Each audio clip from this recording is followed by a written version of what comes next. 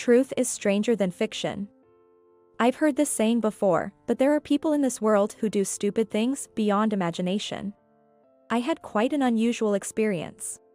My name is Sarah. I met my boyfriend, David, through a mutual friend.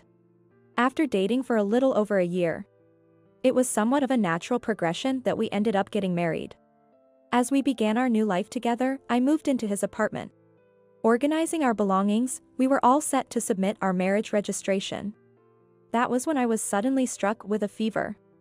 Diagnosed with the flu at the hospital, David said, "I'll go and submit the marriage registration," and I entrusted him with it. Hours later, I heard David return and a sweet female voice calling out, "David."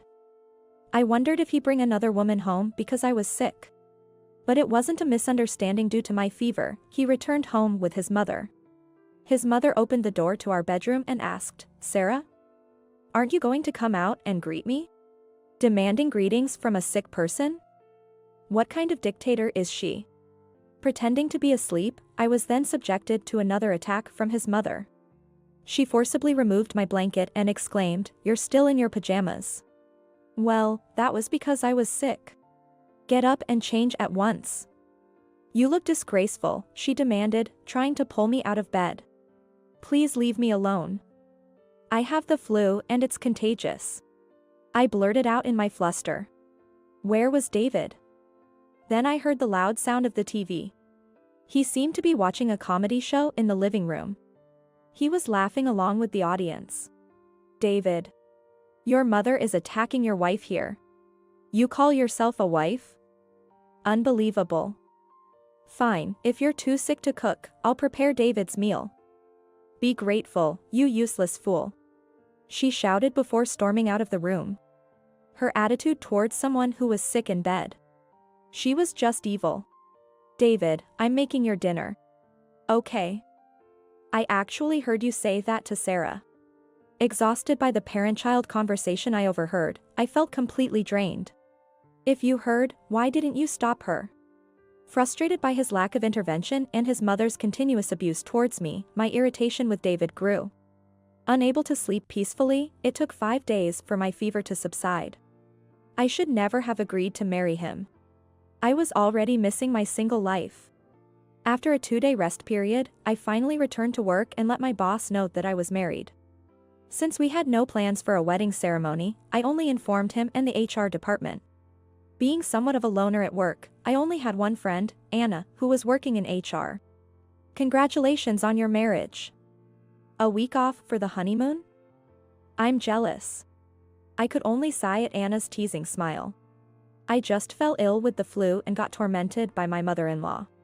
What? That's hilariously tragic.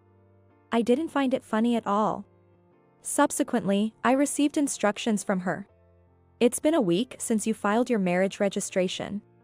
You should be able to get some paperwork with your new name and residential address written on it. Go get it.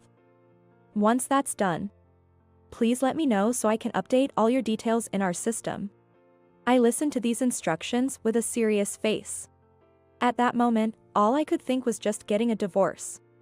I never expected such a shocking turn of events. After work, I immediately headed to the city hall to request for the paperwork I was advised to get. What? Looking at the surname on the paperwork, I knew something wasn't right. It still had my maiden name printed on it. What does this mean? I quickly texted Anna. My name on the paperwork is still my maiden name. Why is that? She replied almost instantly. I don't think your marriage has been registered.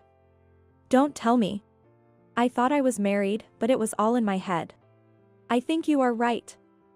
Shocking, isn't it? Anna must have gotten irritated by our message exchange, because she called me. You haven't been scammed out of money, have you? No. The only thing I've lost is my freedom to relax and sleep. Just in case, make sure that you apply for an annulment of your marriage. Your husband might be a con artist.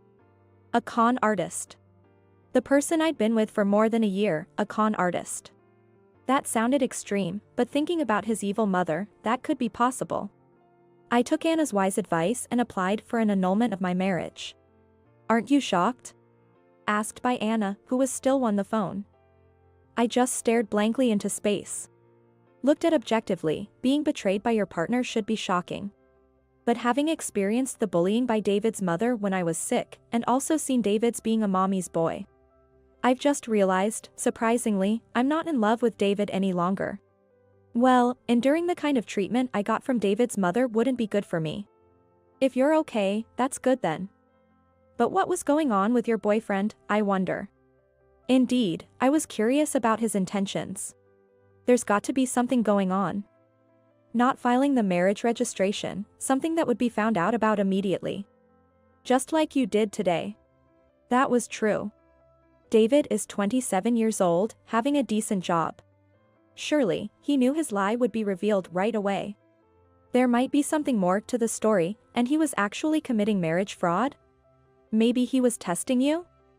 If you couldn't figure that out, that'd make you a perfect target for scammers. I was offended to be considered such a fool. I'm not going to forgive him for what he's done. Fueled by anger, I made a decision. I boasted to Anna, but what I actually managed to do was rather mundane. Just recording conversations. Watching myself record conversations between David and his mother, I felt like I was the one committing a crime. After about 3 days of trying, all I got was more of his mother's bullying towards me. And the conversations between the mama's boy and his mother.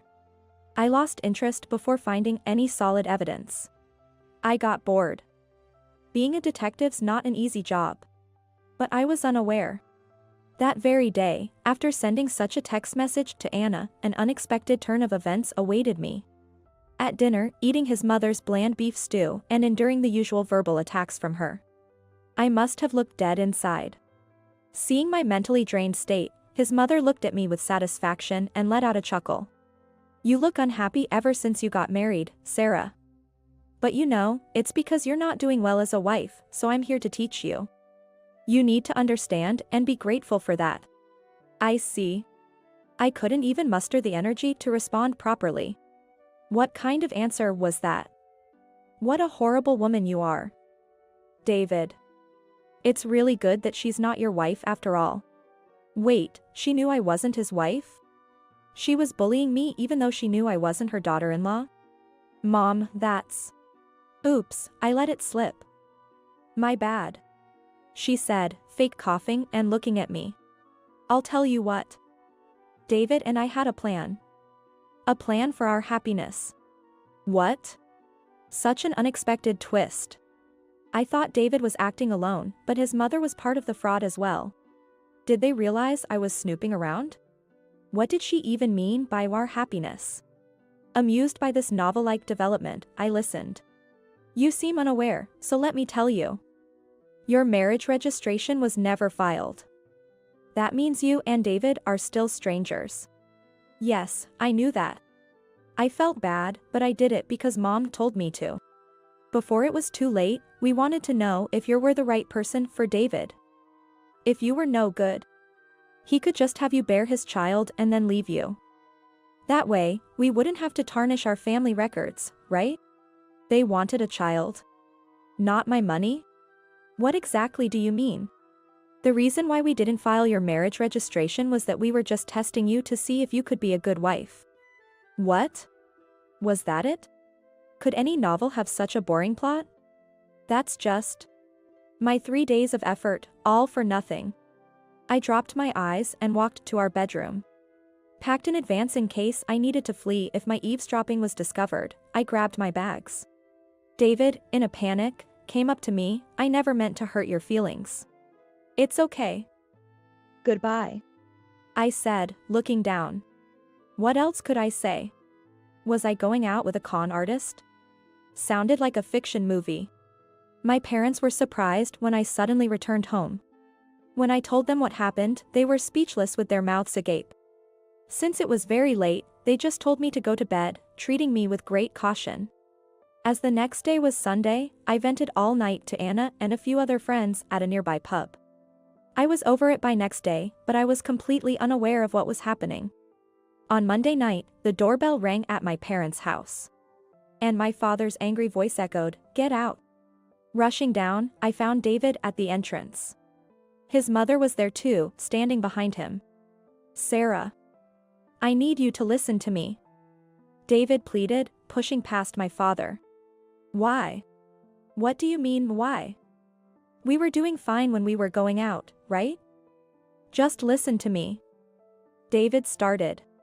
Apparently, through a friend, word got around and everyone got to know the way he treated me. His coworkers, our mutual friends. When he went to work, he faced icy stares. He pressed for answers, and a friend said to him, "So you committed blatant marriage fraud." Come to think of it, one of David's coworkers was at our all-night venting session. David seemed to think that by earning my forgiveness, he could mend his relationships with all his coworkers. I never intended to deceive you. I was planning to secretly file our marriage registration later on. Come on, you didn't think I would find out? You're not that stupid, are you? I went to get some legal documents and found out immediately. Really? He just didn't know?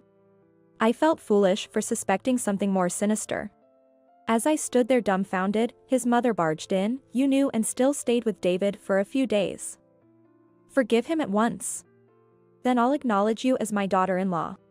Seriously? I really don't care what you think anymore. Even if you beg me, I don't want to be your daughter-in-law. What did you say? Your son is a mama's boy, and your cooking is terrible. I'm sick of your bullying and your stupid sarcasm. What? I continued as his mother trembled. Your exact word was, "Have me bear his child and not tarnish the family records." Isn't that a serious violation of human rights? Didn't you even think that I wasn't just a tool but someone with feelings? Don't talk to my mom like that. Do you still not see what's happening? What? What you did was called marriage fraud. I didn't do anything wrong. You stole my precious time. Time is a valuable asset, you idiot. I almost grabbed David by the collar, but my father intervened. Sarah, that's enough. The neighbors are clapping.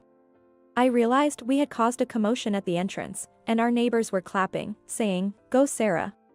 Meanwhile, people who knew David and his mother were whispering rumors. I threatened the pale-faced David and his mother, "Don't ever show your faces here again.